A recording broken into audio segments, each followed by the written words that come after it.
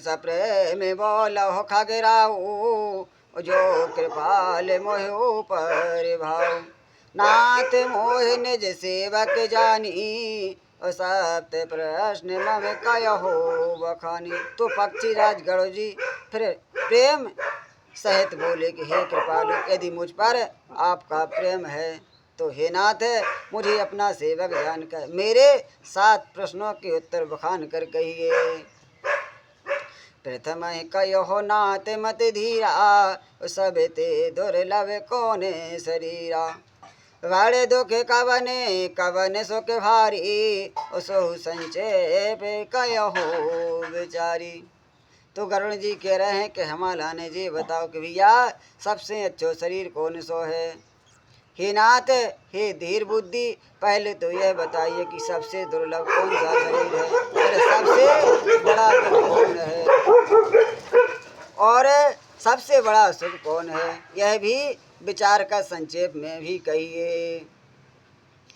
तो सत असंत असंत मरम तुम जानो, उतने कर सहज स्वभाव बखानो।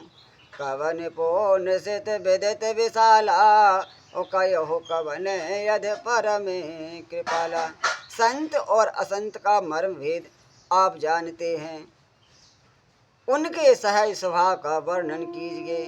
फिर कहिए कि श्रुतियों में प्रसिद्ध सबसे महान पुण्य कौन सा है और सबसे भयंकर पाप कौन सा है।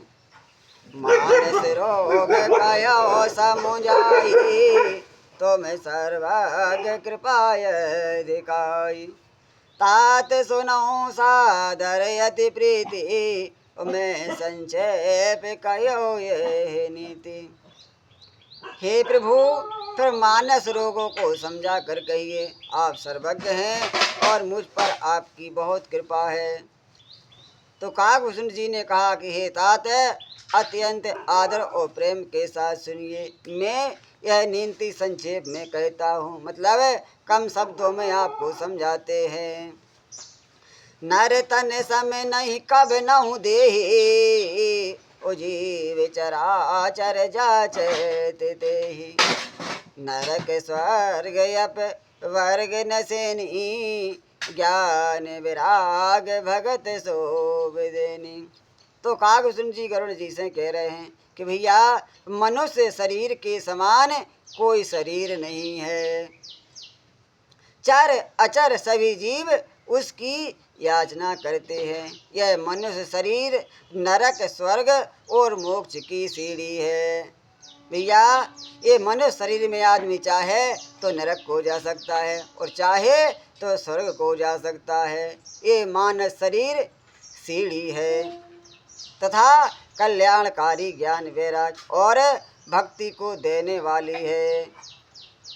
सोहो तन धरे हरि भजह न जे नर, होय विषय रत मंदे मंद तर।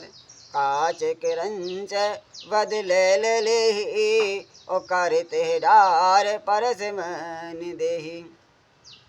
तो भैया ऐसे मनुष्य शरीर को धारण कर प्राप्त करके ही जो लोग श्री हरि का भजन नहीं करते हैं और नीच से भी नीच विषयों में अनुरक्त रहते हैं, वे पारसमणि को हाथ से फेंक देते हैं और बदले में कांच के टुकड़े ले लेते हैं। बोले बालाजी सरकार की जय।